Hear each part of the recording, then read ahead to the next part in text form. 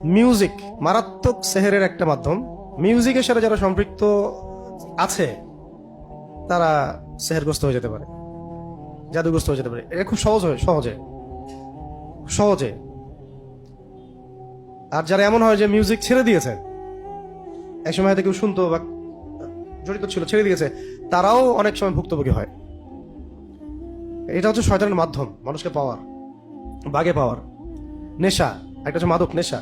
নেশাদার দ্রব্যের সাথে যারা সম্পৃক্ত সেহেরগ্রস্ত হয়ে যাবে সহজে, জাদুগ্রস্ত হয়ে যেতে পারে। তো ডক্টরের কাছে গেলে বলবে মানসিক সমস্যা। মানসিক সমস্যা না, এটা সেহের আইন হাসাদ হয়েছে।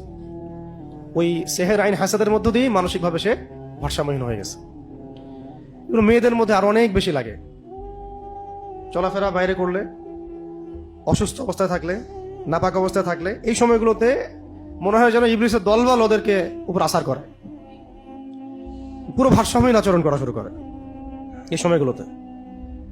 এগুলো খুবই কেয়ারফুল থাকার বিষয়। যদিও আসলে এগুলোতে আমি ব্যক্তিগতভাবে এত বেশি কেয়ারফুল কখনোই ছিলাম না, এখন যতটা কেয়ারফুল আমি। এর আগেও বহুবার আমি এসবের শিকার হয়েছি।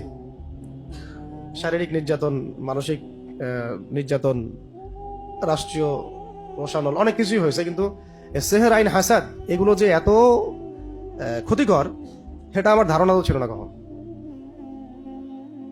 আল্লাহ পাক যেন আমার মতো আপনাদের সবাইকে হেফাজত করেন, এবং কেউ যেন এসবের ফিতনায় কোনো ক্ষতিগ্রস্ত না হয়, আমরা সবার জন্য দোয়া করি। বাসার পরিবেশটা ইসলামিক করার চেষ্টা করা, কোনো রকমের এই ছবি, কুকুর মূর্তি টুর্তি এগুলো বাসায় না রাখা।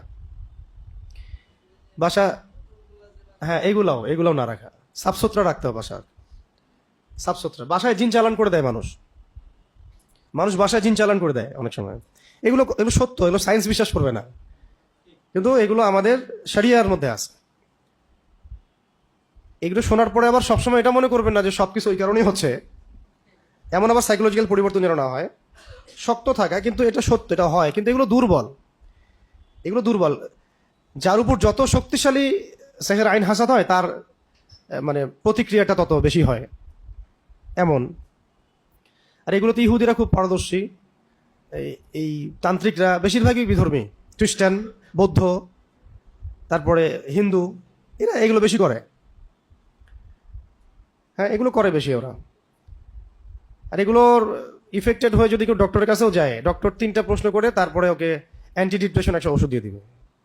মানসিক সমস্যা, আসলে ওই সমস্যার সলিউশন কি? সলিউশন তারা দিতে পারবে না এইভাবে। সলিউশন এখন দিতে কোরআন। সলিউশন কি?